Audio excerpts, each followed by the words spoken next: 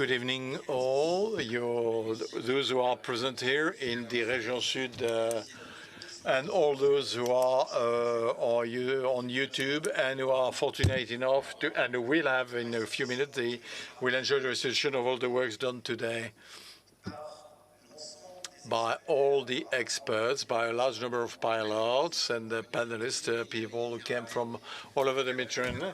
In the case of the preparation of the fourth Mediterranean Water Forum that will take place in Malta from December 6 to 8. This kickoff was the opportunity to do some kind of a pre-forum. We've emitted, several ideas have been expressed. But I'd like to remind you a couple of elements. The Malta Forum is organized by the IME, the Mediterranean Water Institute, but by the Union for the Mediterranean, by the Energy and Water Agency from Malta, of course, which is the host country, but also sponsored by the Prince Albert II of Monaco, the Foundation Prince Albert II of Monaco. The four themes which have led to a lot of potential solutions and propositions were as follows. The Mediterranean as a platform solution and answers to water management. Second, non-conventional water resources, integrated management of water resources as a third topic. And then we address the financing of the water sector in the Mediterranean and international cooperation. And Alain Messonnier, you're with me. Please, could you take the floor first? I invite you to take the floor first because when we look the Mediterranean is a full-fledged continent, even though it is not one officially. Do you honestly think the solutions found in the north of the Mediterranean, which maybe do not exist in some countries of the south of the Mediterranean, will they create an appetite, I would say, to find solutions? And my worry as a human being and as a father, in 50 years' time, my children, whom I hope will still be in this region, will be fortunate to have water.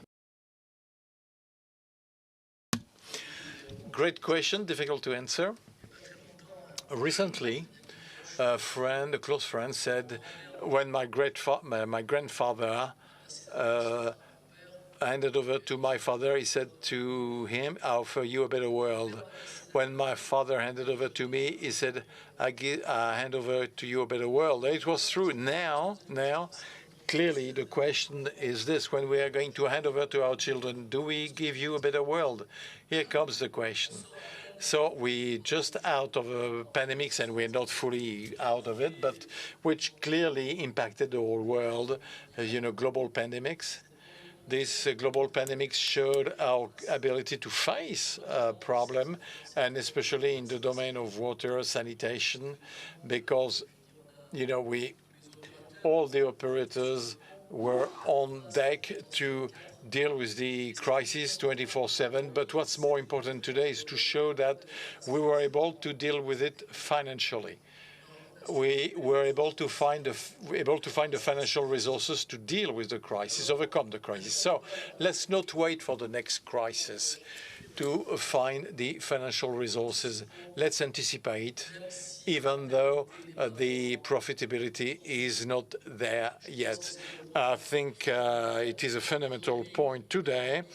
Profitability should come after the water resource.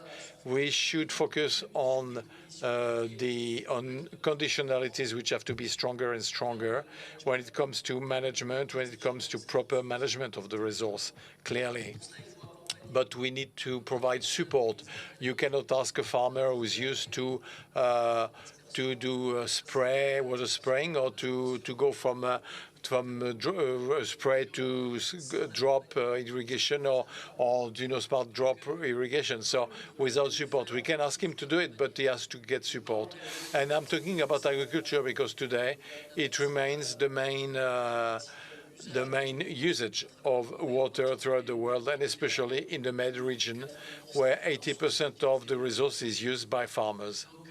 So yes, we do have the possibility to be optimistic for our children, but we have to anticipate on this and learn from the crisis that we still experience, because the next crisis will be worse than this one. And then if we don't anticipate on this, it might be a bit too late. So, well, it's better to anticipate than to repair. So I said today, the topic of funding, which we'll discuss later on, is a major topic, but the topic of management of solutions, technological solutions. But we have them, these solutions, and today it is a new paradigm that comes to us in terms of relationship to water. We have to take it seriously, and we have to give ourselves the means to deal with it, to guarantee our children and grandchildren the same thing that what we had in terms of access to water. And I'm talking to those who around the Mediterranean have access to water, because there is still a significant percentage, too high a percentage, even it is lower than elsewhere in Africa, elsewhere, of people who don't have access to water at home or even sanitation. So this is the take-home message of the Water Management Institute, which is a sharing practice, good solution practice platform. And in all the sessions we had, we demonstrated that we were able, not the Institute, but all together, to ponder these solutions. And now we will work throughout the months of October in order to concentrate these solutions, to bring them. So today's kickoff comes in a reflection pathway, in a work reflection, to come up with real proposals, to go to Dakar with proper proposals in 2022. But as a president of the IME, as co-organizer of the Mediterranean Forum, Water Forum, are you satisfied with what happened today? Well, we're never fully satisfied, let's face it.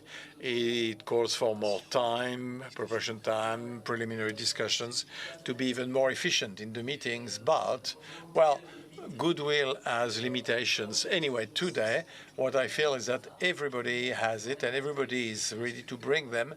And those who were not able to do it felt frustrated. So I think it is, let's look at it from a positive side, that is, since they're frustrated, well, they still have a couple of weeks to bring us their solutions, their answers, and we'll guarantee we'll choose the best among them to be presented in Malta and then to be conveyed to Dakar to herald the voice of the Mediterranean. So those who thought they would not work as of tomorrow, bad luck.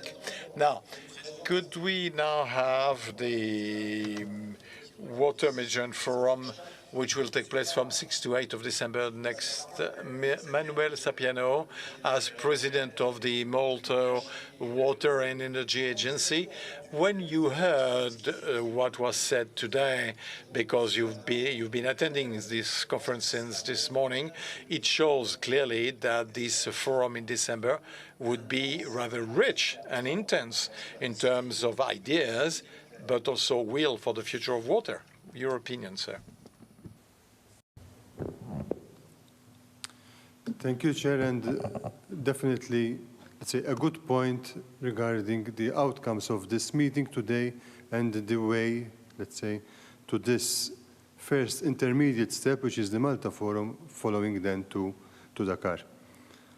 Definitely, we've heard a number of solutions which are spread along the outcome or the layout of the Mediterranean Forum. So looking at what the Mediterranean has to offer, not just technologies, but also practices and methodologies, and therefore a forum which will look at the strength of the Mediterranean region and identify those possibilities, those opportunities for the Mediterranean region to communicate, to send to other regions, to share with other regions through the forum in World Water Forum in Dakar. I am sure from what we have heard that the solutions are there. We knew before that the Mediterranean region is a strong region in water management, but we can together now in the time which remains to the forum, select those important aspects, select those important messages which the Mediterranean wants to push forward to other regions in the world, and the wealth of ideas which has been expressed today, supported by other information, other actions which will come in the coming weeks, will definitely present an important opportunity, a promising opportunity for having a strong Mediterranean voice eventually in Dakar.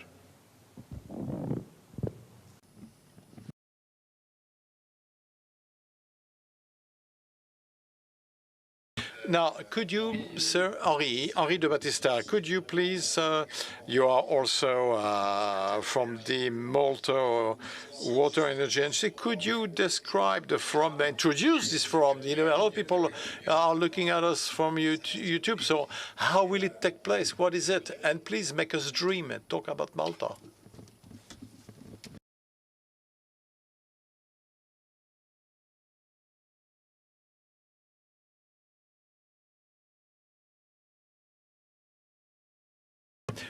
Merci, Monsieur le Président.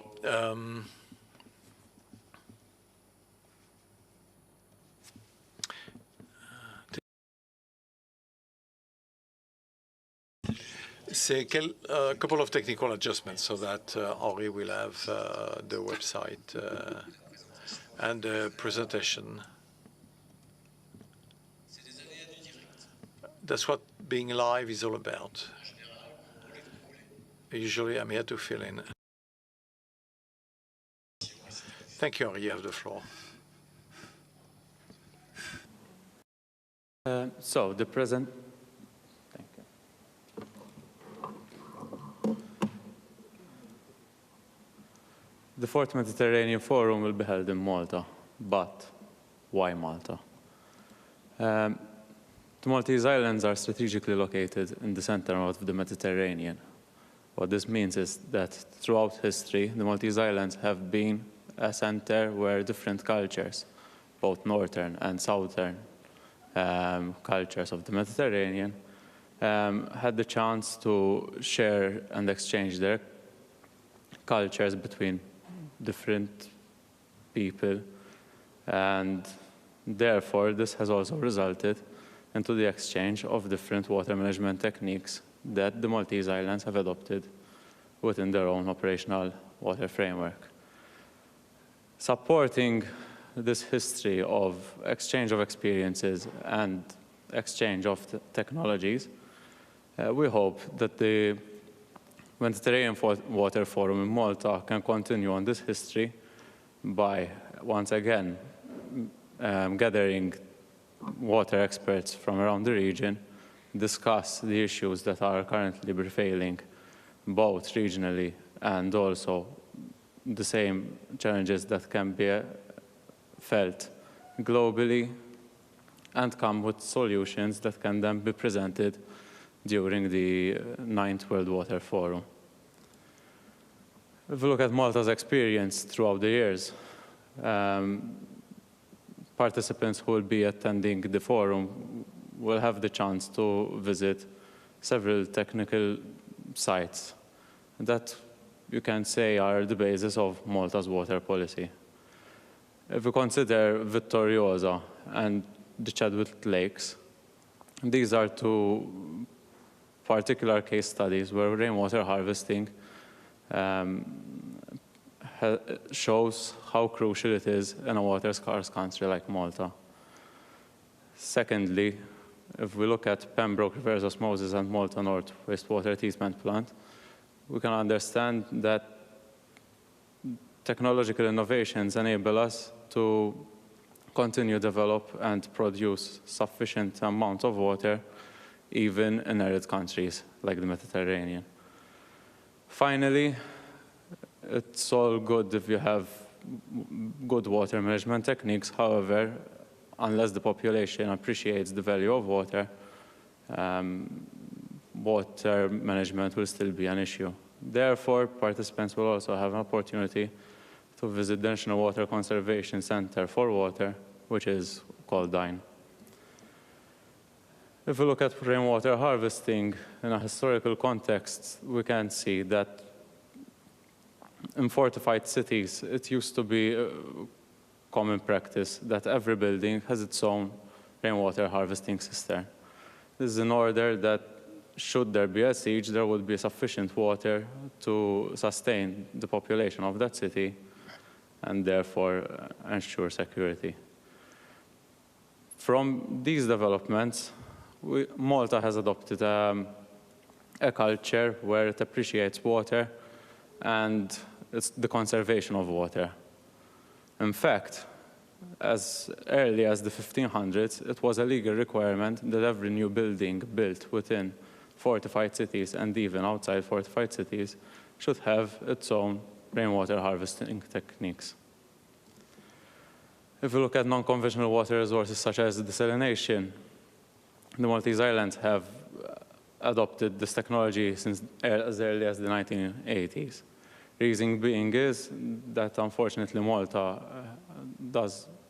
has limited freshwater availability, and in order to meet the demands of an ever-growing population, an alternative water resource was required. Back then, desalination was considered a costly investment. However, throughout the years and through in-house experiences and several upgrades, the operational cost of desalination has kept going down. If we take into consideration, for example, the energy efficiency of these plants through designated energy recovery devices, Malta is in fact currently developing a reverse osmosis plant in Gozo that is well below the 3.8 kilowatt-hours per cubic meter. If we consider these, we can say that it's a perfect example of energy and water nexus. You need energy to have water, and you need water to have energy. We took it a step further in Malta as well. If we look at wastewater treatment, early on, the Maltese sewage network was all connected to a wastewater treatment plant in order for it to be treated before being discharged into the sea. This ensured that debating quality standards of Malta's coasts, which are synonymous by tourists, are ensured to keep being safe. However, with recent technologies, we have installed a new high polishing treatment system within the existing urban wastewater treatment plants that are capable of producing high quality secondary water that can be used for irrigation purposes. This also ensures that even with climate change, the agricultural sector in Malta can have sufficient water supply to grow its crops. From an education point of view, there was supposed to be, as I said early on, there needs to be awareness within the population that water is a limited resource and it's a valuable resource. Therefore, one of the visits will focus on a dedicated National Water Conservation Center, through which water experts have developed an educational program that is in line with the educational curriculum of Malta, in order to explain the water process in Malta to students aged between 5 and 12. In order to do so,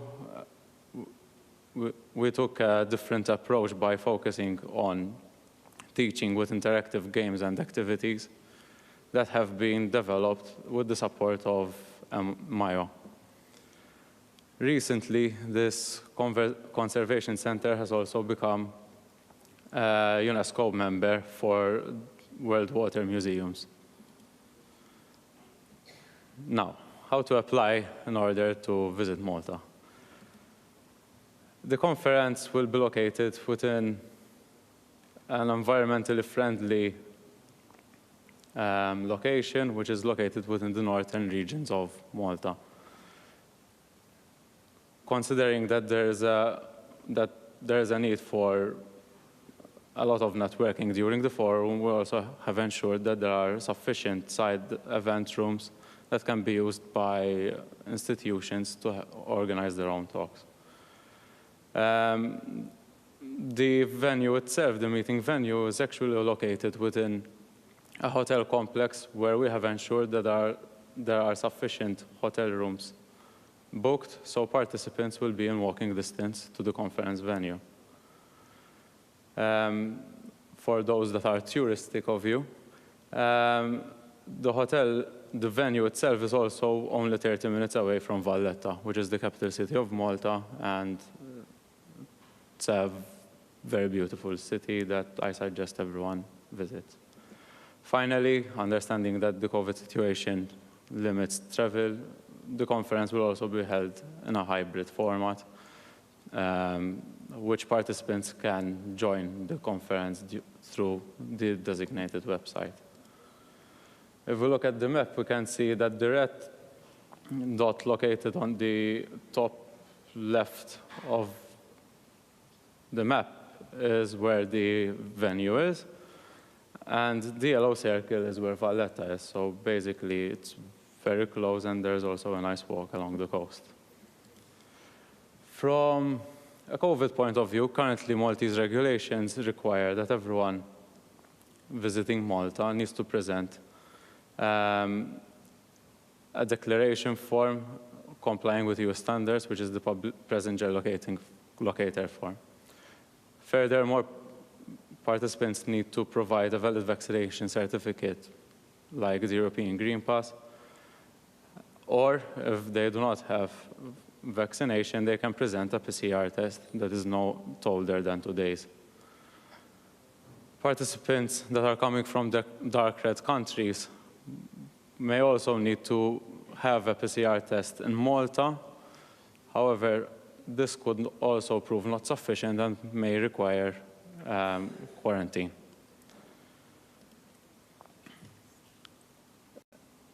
In order to accommodate all of this, we have developed a website with the link shown in the screen, through which participants can register for the forum, either if they are attending in person or online. They can also view the agenda of the whole 2 days of the conference, even the agendas of side events that may be taking place. Welcome messages by the chairs of the steering committee, which are the president of IME, Elaine Maisonier, Mr. Manuel Sapiano, Mr. Nassar Kamel from UFM, Mr. Louis Fauchon from the World Water Council, and the Minister of Energy and Sustainability of Malta, Minister Dalli. Furthermore, there are some logistical information, for example, how to book with the hotel should all rooms have already been booked. More information on the technical site visits that will be taking place during the conference, and also should any agency or entity wish to become a sponsor of this conference. Finally, I would like to thank the steering committee members, which have provided a lot of information when developing and organizing the website and planning the conference in Malta. In particular, the Institute for Water, IME, the Union for the Mediterranean, and the World Water Council. I would also like to thank our various sponsors that have contributed for the organization of this conference, some of which are Maltese, and particularly internationally, there is the Prince Albert Foundation. Thank you. Merci beaucoup. Thank you very much. Yes, we can give you a hand of applause because you really made us feel like visiting Malta in this coming December. So we'll now move to the reporting on the different sessions that took place today. The first one dealt with... Somebody stole my paper. Who stole my paper?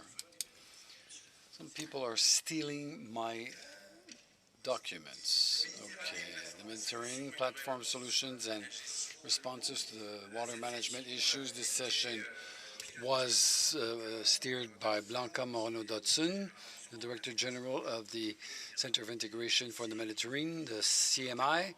Blanca, what can you tell us? So please, can you present this topic more globally and give us the first paths that were proposed by the different speakers? Thank you very much. First, I would like to thank those who have joined us on YouTube and tell them that we had a very nice day here. And I thank the Mediterranean Water Institute, Union for the Mediterranean, and the local authorities, everybody involved in the organizations. And we have, in fact, heard some very good proposals coming from different countries around the Mediterranean, around 3 pillars, and I will rapidly go over this with 2 slides, if I may.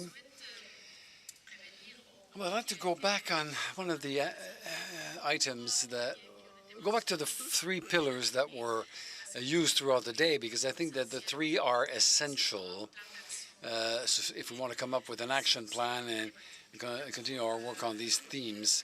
First of all, the need to improve the governance over water, and this we talked about incentives, tariffs, taxes, and this can benefit from the exchange of good practices between the countries. There are good practices, we heard that today, and this could be the topic for the opportunity for a better regional cooperation. Then there's knowledge sharing, capacity building that should accompany the changes in governance, and lastly, the financing schemes. And I would like to say that maybe there's not enough profitability in the sector. That was said, but I would say there will be profitability if there is a PPP, a public-private partnership, the role of the state to promote and facilitate the task, adapting regulations, the tariffs, the rules of the game, in order to attract the private investment. I think we need the private sector. We can't say it's not profitable for the private sector. It is profitable as long as some conditions are met by the population. So we go back to a PPP, public-private partnership. Now, on the slide also, we have regions that are very rich in solutions, a lot of innovative technologies. We heard about them today. Follow-up, evaluation, assessment, 3D simulation, all this leading to an efficient management of resources. There's the local component, we heard about that today, but this does not exclude the need for improved cooperation between the countries and at a regional level. Second element, youth, bearer of new solutions, also represented here with a representative of Mediwatt. A lot of initiatives there, actions, little startups, PhD thesis that are quite innovative and oriented towards action. The youth is there. They have the energy and an interest to work with us. And then there are a lot of networks today. We saw that today. We were in a network here today. We're a network of networks here, and we need to work like that. Networking so that we share, improve governance, improve financial schemes. Now, do we need a change in paradigm? Well, that maybe we'll answer this question in Malta. In some dimensions, yes, it's obvious. There are some things that work well. This is to be borne in mind, but let's continue this in Malta. But I think that everybody agreed on the fact that we need a holistic approach. There's not only the hydric systems, there are the architects, industrialists, farmers, consumers, developing banks that need to be involved. So looking for solutions. The next slide, we want to highlight 3 essential items. First, it's impossible to size hydric stress and water scarcity. because you have the climate change, but at the same time, the forced migrations that we are observing in the region have to be taken into account. We think, and the CMI is working on this nexus, that the links between climate change, access to water, and migration are present. It's an emergency. It's urgent in some areas of the Mediterranean. And then we heard from several speakers that we can't separate the water issues and energy issues and food security. Well, the solutions will come from this nexus, this connection. We already identified virtuous links between renewable energies and access to water. It's the same we need to promote food security on the same basis as the practices we adopt to protect the environment. So water, energy, food security, very important connection. And the second point would be to think at a local level. Because the specificities in this region are enormous. We can't compare a coastal area with a small village in the interland. Tunisia, 80% of demand are in isolated areas, is in isolated interland region. 80% of the offer is in the coastal areas. And so we need to arbitrate. And lastly, I'll conclude with my favorite sentence: solution will come from the improvement of integration and regional cooperation. We'll there along with you to bring our assistance. Thank you very much, Ms. Hudson. Again, the Mediterranean was, is, and will remain an example when it comes to water management for the whole of for the entire world, because Mediterranean has shown for centuries now what it was capable of doing. So we changed topics. The second session was on non-conventional water resources. We talked about desalination, seawater desalination. We talked about the recovery of wastewater in agriculture. We talked about deep aquifers, deep drilling. François Gerbert, between you and me, honestly,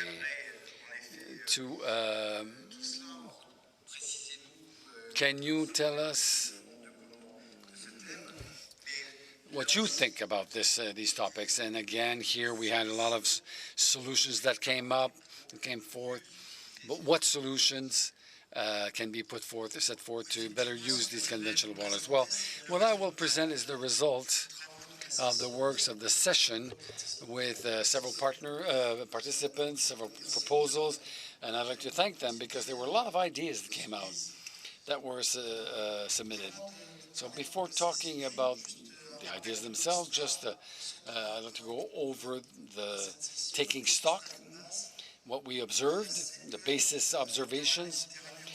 Well, in the Mediterranean in particular, water is scarce, which means that the needs being greater than the demand is being greater than the offers. Well, there's an over-exploitation of water resources, which necessarily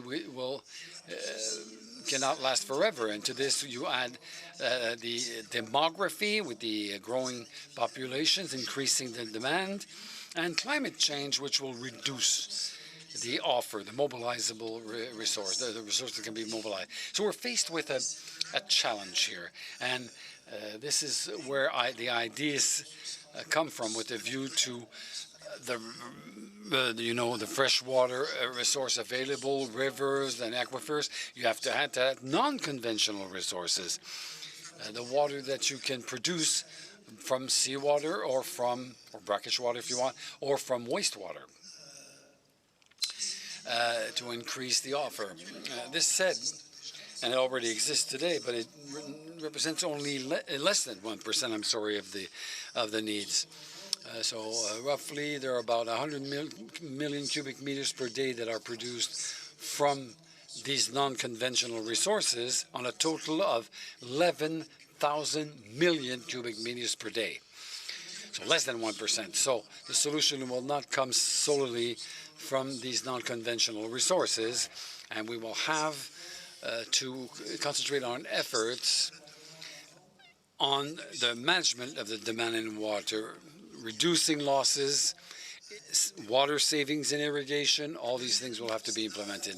The second observation that is of importance is that faced with the scarcity of the water or of non-conventional water, we're faced with a barrier that is energy. In fact, desalination represents less than 1% of the water production today, but it represents 25% of the energy consumption of the water sector. And so if we want to develop desalination, we're in the middle of a lot of studies to reduce our consumption of energy, well, we have to find a way so that this the development of the demand is not independently developed from what the energy sector tells us. And so these observations being made, we've identified, nevertheless, we've came up with some responses. I make reference to what Loïc Fauchon was saying in his introductory speech.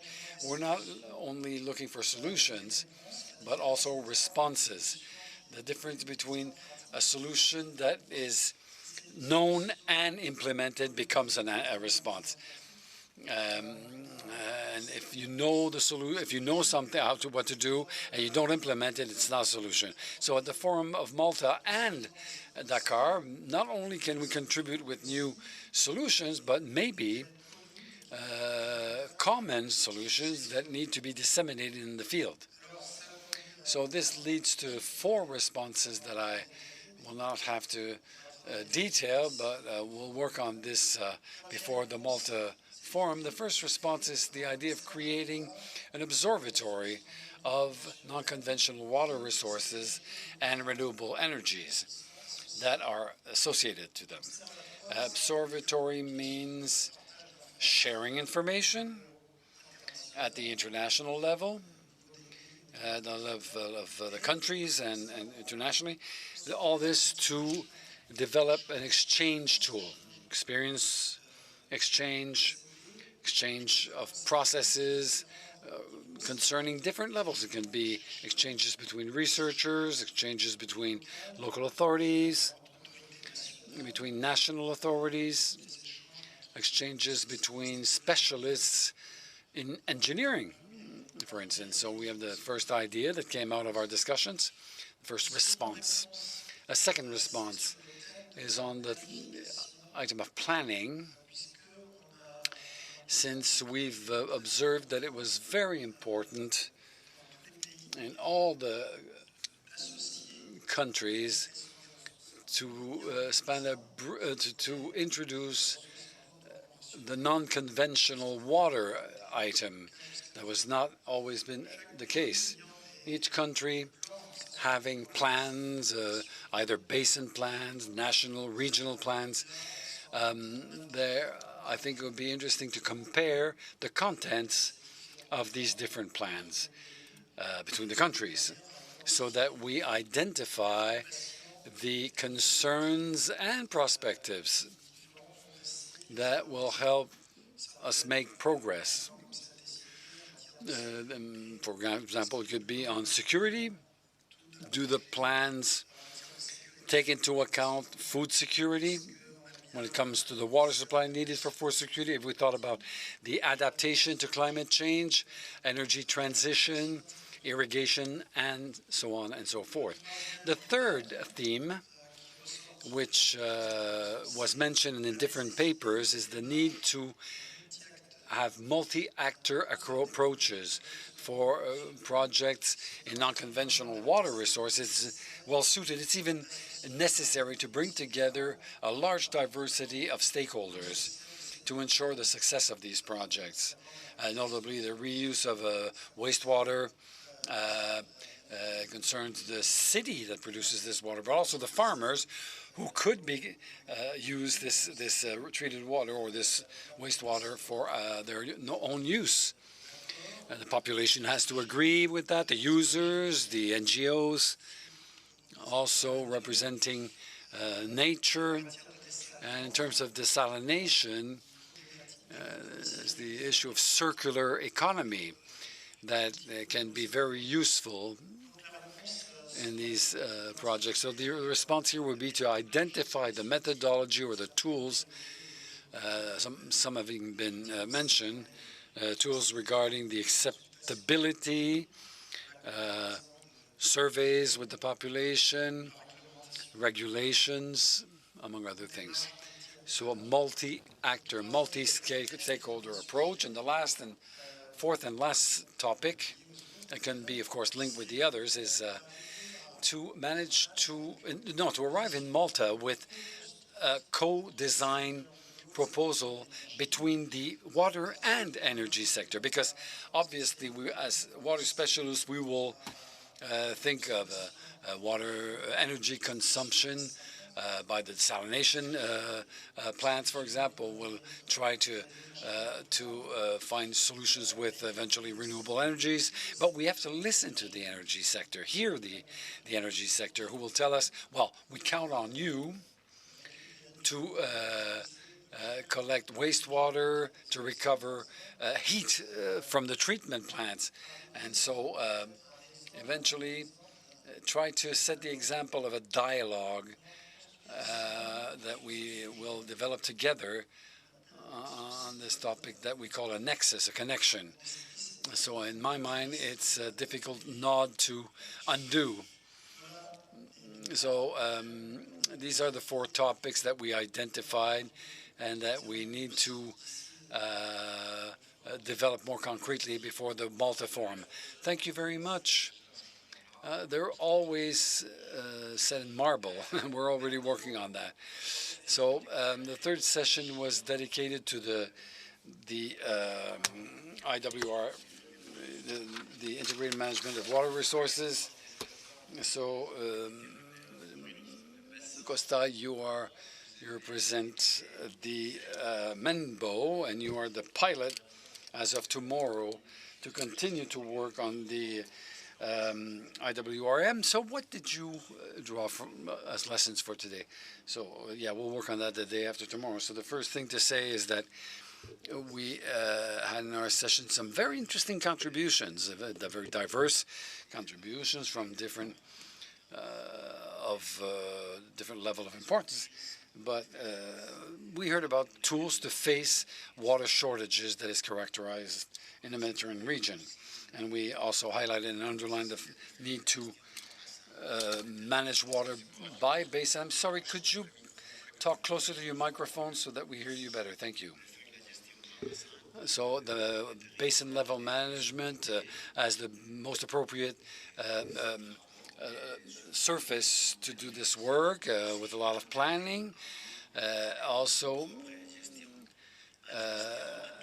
a management that needs to be participative, involving all the stakeholders, all the parties interested, all the actors, all the stakeholders again.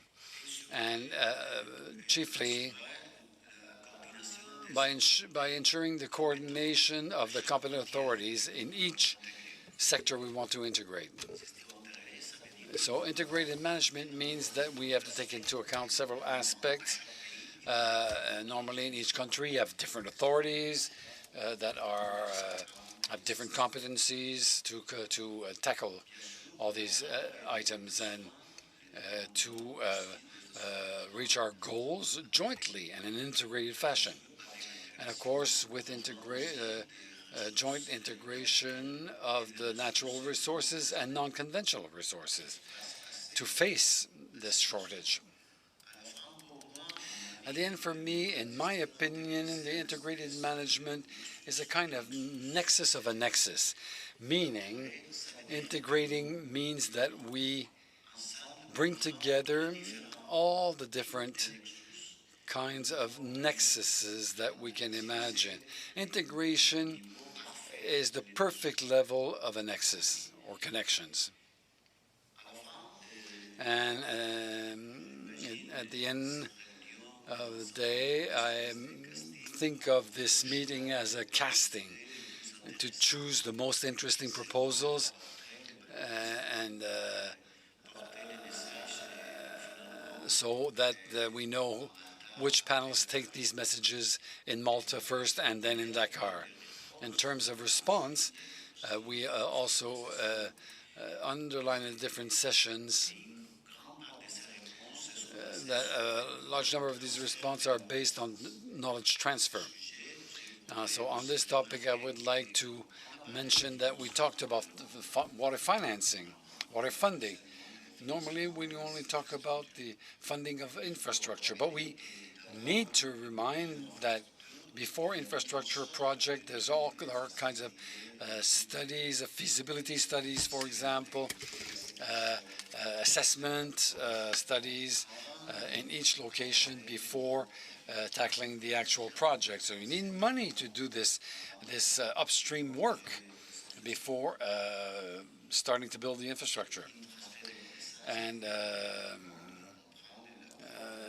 this needs to include dissemination of experience, best known experiences or best practices worldwide for a better integrated management of water resources. So it's clear that there's a lot of work up ahead until Malta to be able to propose, like I said, ideas and the most appropriate panelists or guest keynote speakers to intervene in Marca so that they take a very concrete and clear message to Malta. Representatives of the Mediterranean who represent here. So thank you very much, Ramiro, for these conclusions concerning the integrated management of water resources. We talked about Mediterranean, talked about non-conventional, we talked about integrated management. All this involves funding, financing schemes, and this was the topic of the fourth session, the financing or the funding of the water sector. It was piloted by the Secretary of the Union for the Mediterranean, UFM, but Monsieur Dabedi had to leave us, had a plane to catch. As a representative of the Monsieur Messonnier, you've taken over, but it's a topic that you find very important for you. A lot of ideas were exchanged, public, private. Is the private to be involved? Is it profitable? So a lot of questions are raised. Is there the start of a solution? Well, thank you very much. We were lucky to have during this session dedicated to the funding of water, to hear the messages and proposals from top institutions. First of all, the UFM, but also AESIT, which is a Spanish cooperation, the KfW from Germany, the French Development Agency, and the point of view of the GWP Med in Athens, from Athens, and that of our IME expert, Guy Fleuret. So what we can, I think, keep from all this is, on the one hand, the needs, funding needs are enormous. This was underlined by AFD, 110 billion euros per year, while we only finance 30 or 40% of this each year. So this builds up, and it's been building up for years. To face these needs, several solutions or paths or possibilities that can be turned into responses if it works out. On the one hand, the setting up of regional funding schemes at the Mediterranean level in order to improve the soft. And this was mentioned by our colleague Ramiro, i.e. the management of projects, the management of works, training of the people, training of populations, and so on and so forth. And this is proposed by the KfW. The second is the recent creation of the Water Finance Coalition and its 450 public development banks. If that works, if that happens, union makes strength. And if they manage to agree little by little to finance this global priority, I think that we should really end up with very interesting solutions. And the third, and this is a proposition or an information that comes from the French Development Agency, the AFD. The second proposal was to set up more and more funding schemes, okay, that's a real element of projects to fight against climate change and improve the environment and biodiversity with their impact on water resources, direct or indirect, in terms of quantity and quality. Fourth idea, it's an initiative from Spain to launch a big cooperation program on the theme of water and the protection of the resource, the good usage of the resource in agriculture, and the access to water and sanitation in the Mediterranean within the scope of the 5+5. A reminder on the 5+5, it's the 5 countries of the north: Spain, Portugal, France, Italy, and Malta, so our Maltese friends, and in the south, Morocco, Algeria, Tunisia, Libya, and Mauritania. So several meetings have been scheduled and will be organized along those lines. So fifth point is the promotion of the development of public-private partnerships, PPPs. How can we attract private investment beyond the PPPs? Because the public-private partnership can be restricted to the operation of plants, the design, the building, and the operations of the plant. But here we're talking more on the opening up of the private financial market to the financing of water, sanitation, irrigation, the general management of the resource. The implementation, that's the last point, of a facility at the Mediterranean regional level for the financing of the engineering of projects, so with a view to the investment of the projects themselves, fund the projects themselves, to make them bankable. So we haven't addressed the topic, something that it was discussed in a recent event by Bertrand Badré, the former Director General of the World Bank, who told us about his interest in mobilizing the savings, public savings, notably in the countries of OECD, to fund sustainable development projects. But for this, you have to earn the trust of the savings, the people, and really well advertise or promote our projects. You know, in the pandemic, savings were multiplied by 2 or 3, so the people have a capacity to generate savings, personal savings, at a considerable level. Of course, obviously, today it's the recovery after the crisis, and people have decided to resume with their spendings, but cooperation now. I think one of the advantages of the pandemic is that it made the whole planet aware of the risks that existed in facing such a crisis. The Mediterranean Water Institute set forward the importance of guaranteeing a good operation of the installations of the plants, optimizing the plants to improve the profitability of the public service and gain the trust of the public and private funders. Earlier on, Mrs. Dawson was saying that it's not the issue of profitability that's at stake here, but it does exist. And if today there is a new awareness on the importance that water represents, which is a vital essential, and that could take us in very complex to generate complete crisis worldwide if we do nothing. So we'll not talk about profitability then. We will not be concerned with profitability, but good, proper management is very important. Take this opportunity to talk about an initiative that was taken by our friends of the Albert II of Monaco initiative, and they asked us to make the following announcement about a new initiative of private donors bringing together 3 foundations working around the Mediterranean: the MAVA Foundation, the ADGE Foundation, and the foundation of Prince Albert II of Monaco. This initiative aims at supporting the preservation and recovery of all freshwater resources. The call for project will be publicized today, and the amount is 4 million euros. It's a drop of water, but it can be serve as a lever to finance greater projects later on. So dear water friends, COVID-19 has demonstrated that we're capable of mobilizing large funds, large amount of funds. Just as a reminder, we went from $1 billion unit to $1,000 billion unit without having anybody react.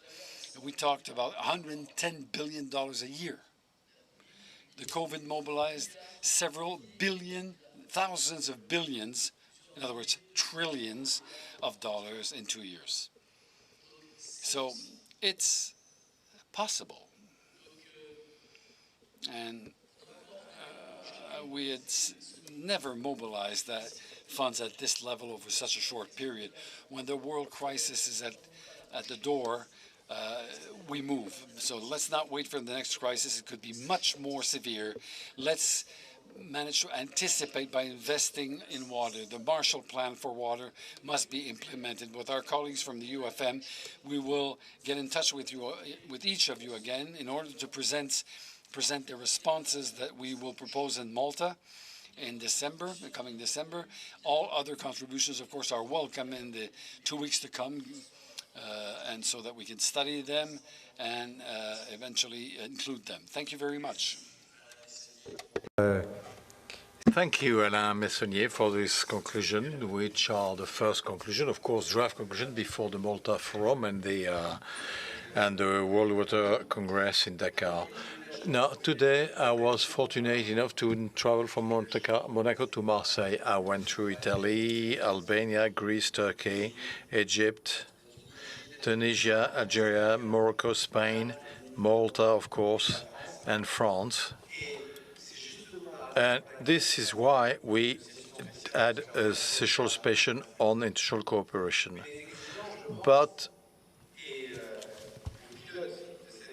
the pilot of this conference, Angelis Contaciones from the Global Water Partnership Mediterranean, will talk about it in a minute. But are we all on the same footing between the North and the South? Is there hope for also those of the South who are less provided should obtain the same services thanks to international cooperation? I hope you're here.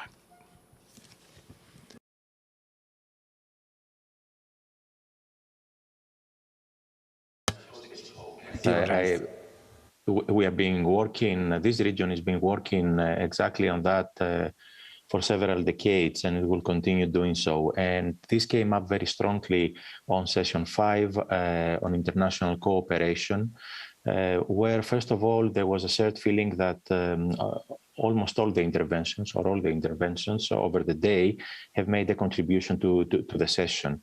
On top of that, we had 6 very capable and to-the-point speakers coming from national institutions and organizations. At the same time, we had speakers from civil society, from regional authorities, and from the international community.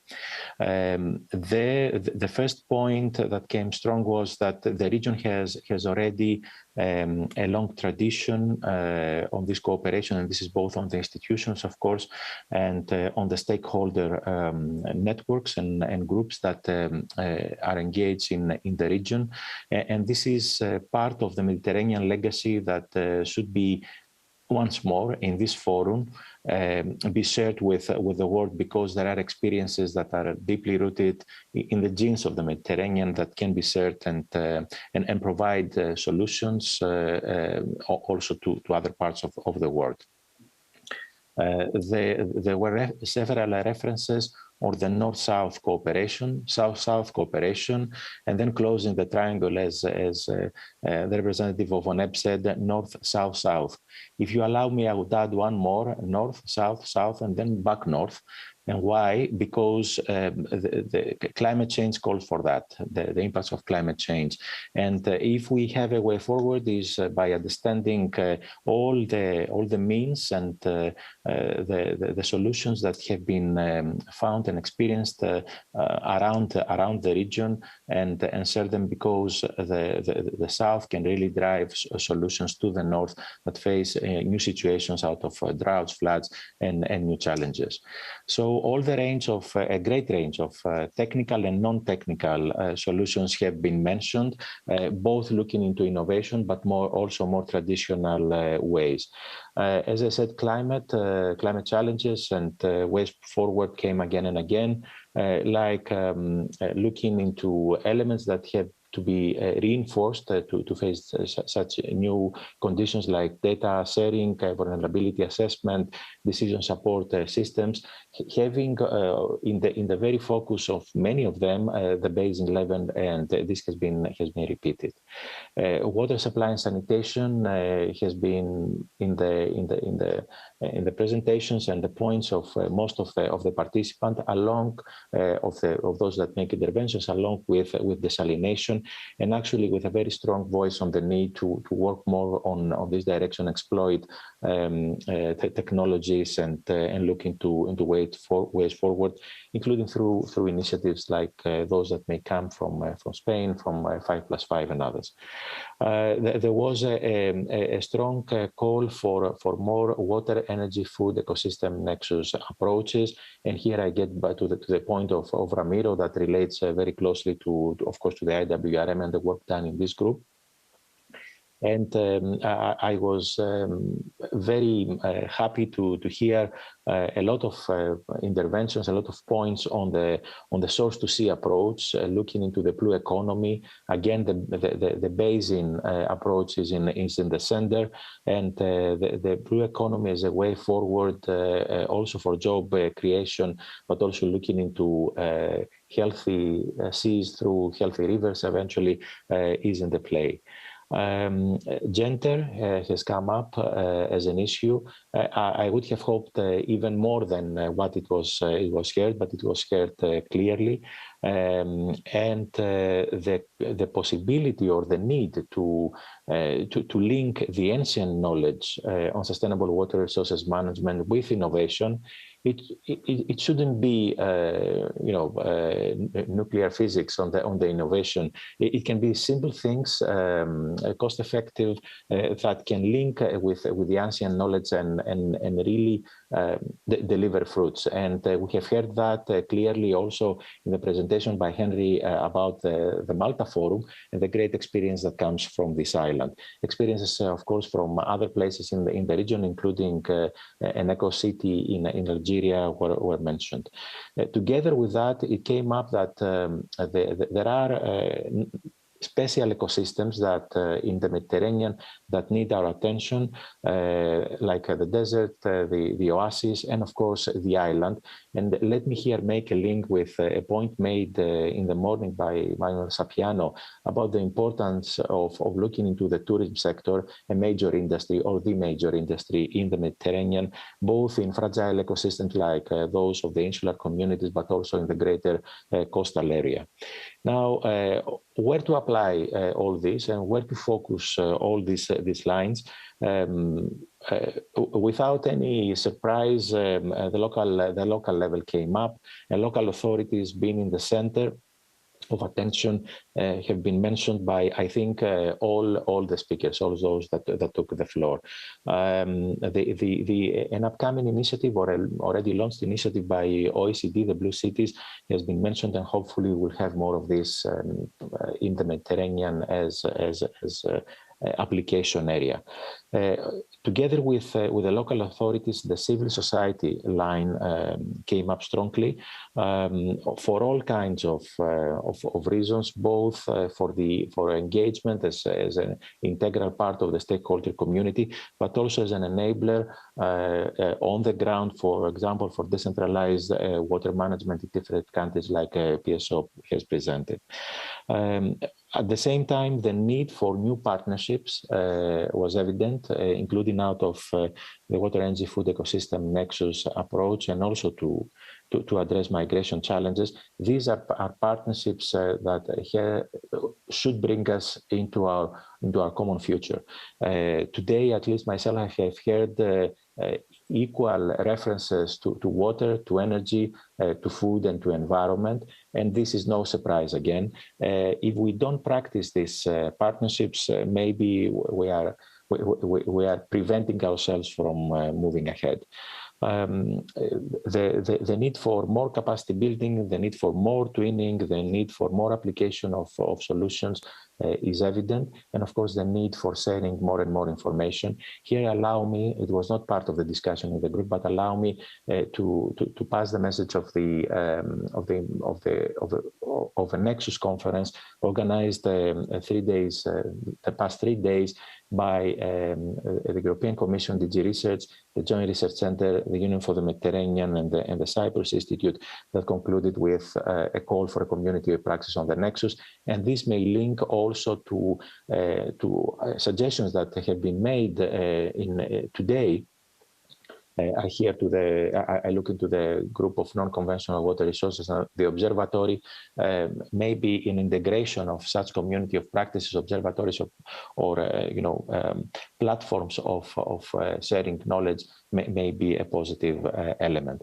I will finish with the question I got from our excellent moderator today, whether such kind of exchanges on international cooperation can ever be enough.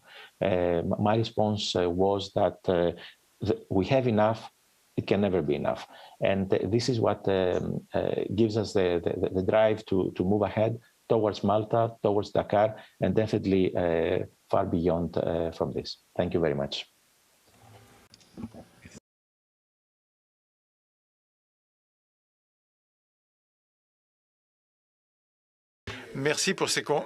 Thank you for this conclusion of the last session on internal cooperation. So, one thing I'm certain, having listened to you since this morning, on all the pilots, all the panelists, engineers, experts, you all are here, I'm sure what we'll think is that your knowledge, your vision, but your will make it possible in the coming years and for the future generation to have water 24 hours a day, 7 days a week, and I do hope everywhere in the Mediterranean and everywhere in water. So those who are on YouTube and those who are also here should applaud yourself, because you do a great work for the future for our children. Thank you to all of you. Tonight, we're going to pass it on between Alain Messonnier and Emmanuel Sapiano, because it will go from Marseille to Malta. But at the end of the forum, of the fourth forum, Mission Forum in Malta, it won't be over. It doesn't mean that you will have found all the solutions, that you will have answered all the questions and resolved all the problems. We'll have to move on to the fifth forum. And Alain Messonnier, Emmanuel Sapiano, what's the message today for the future vis-à-vis the fifth forum? Manuel, Alain?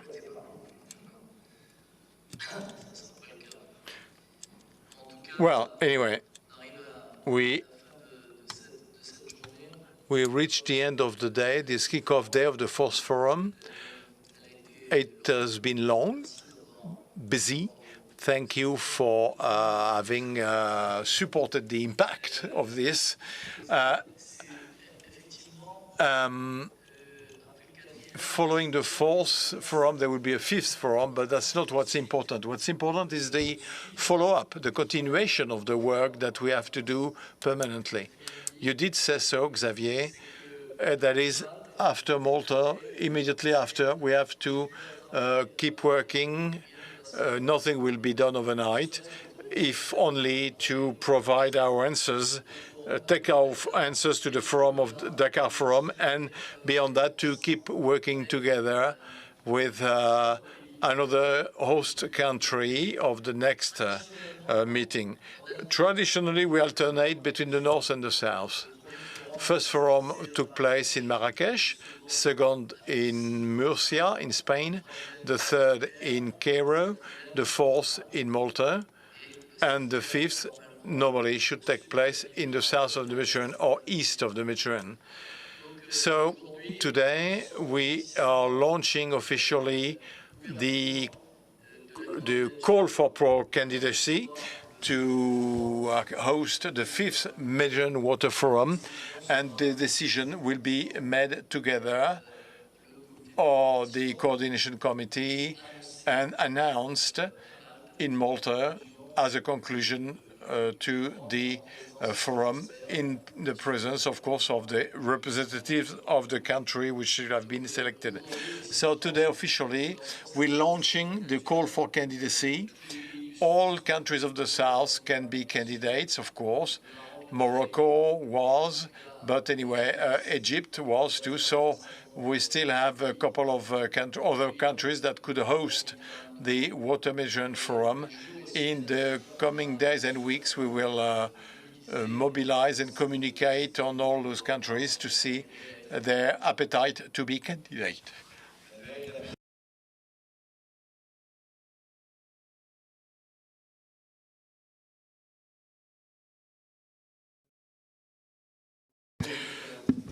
Take a different thread to Alan, who is looking forward beyond the Malta Forum.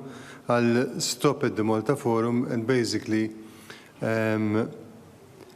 ask anyone who is interested to attend to pre-register and eventually register in for attending the forum in the website. As we have outlined, with COVID situations, there are restrictions even on the number of persons who can attend, and therefore it is important that we start defining the list of attendees, anyone who is interested, in particular where their support would be needed to obtain visa and other documentation for being in Malta. It is important that through the website of the Met Forum, you start registering so that we can start defining this important occasion for discussing together a future for water in the Mediterranean and beyond. Thank you let me remind you, medwater20,000.mt and an email which is info@ime-o.org, and you can get in touch with the Water Mediterranean Institute. Great thanks to Emmanuel. Emmanuel will meet you at the 6th to the 8th of December in Malta. This morning, there was, to conclude, let me say, we had the president of the World Water Council. So, of course, if I said that only that he's president of the World Water Council, it's not much. We could say that we could be told that, indeed, the World Water Council pay attention to the Mediterranean. But it's true, even though Loïc Fauchon, who is the president, is from Marseille, and therefore interested by the Mediterranean. But I do believe, honestly, and what I have felt, and I mentioned it early on, with Blanca Morin-Dodson, you are a reference in the Mediterranean, Alain, in terms of water. In the Mediterranean, the Mediterranean, yeah, we said it. We said it this morning. For today's internauts, maybe we should be reminded that the Mediterranean world comprises all the miseries, all the threats on water, but it also comprises all the answers and all the possible solutions. That is, the intelligence exists here in the Mediterranean, in the south, and in the east, and in the north. So when we talk about reusing wastewater, well, if you want to know what we're talking about, go to the south. And desalination better be in the south. Now, when it comes to management, digitalization of works, optimization, the north can bring in solutions and answers to our friends from the south. But anyway, together, we may work in a region which is small, where everybody knows everybody, where there is a strong common history, experience which stretches beyond the races and the religions, and this experience is the same. It is the Mare Nostrum, as we say, which convenes all the, we go, it's easier to go to Tunis, to Algiers than to Paris from Marseille, so we're very close. and close by, and our experiences were shared, have been shared for decades and centuries. So we exchange the experience, and this will create good solutions, and they are suited, adapted correctly to the specific environment of the country or of the city where it will be implemented. And this is the reason why the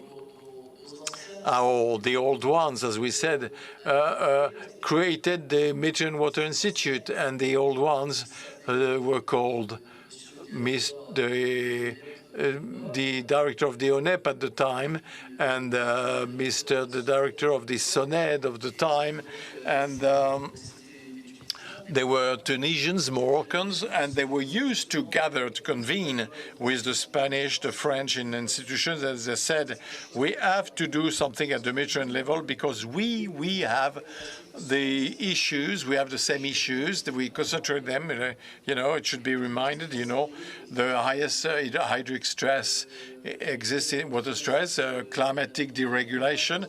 The Mediterranean region, unfortunately, is one of the hotspots after the two poles. So, and to deal with that, to handle that, we have to get together, work together, and the session on cooperation has demonstrated everything that could be done together. So, that's it. And I think we know how to work together. We understand one another.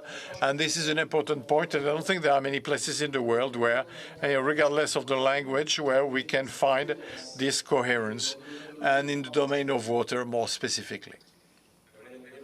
That's a great conclusion. Thank you, Mr. President, from the Mediterranean Water Institute. Prior to closing the day, I'd like to thank specifically two persons from the IME, Ida Nguyen and Malika Roussel, who really work every day and contribute every day to the achievement and that you all hope. Warm thanks to the technical teams, done great job today, be the region or from WDM. And I would just one phrase to conclude. Don't forget, from the 6th to the 8th of December, it will be in Malta. Have a great evening. Thank you. Bye-bye. And the registration starts now. And thank you to the interpreters for their work. Thank you. Thank you. Tous, que vous soyez ici ou quelque part dans le monde sur YouTube. À très bientôt. Au revoir.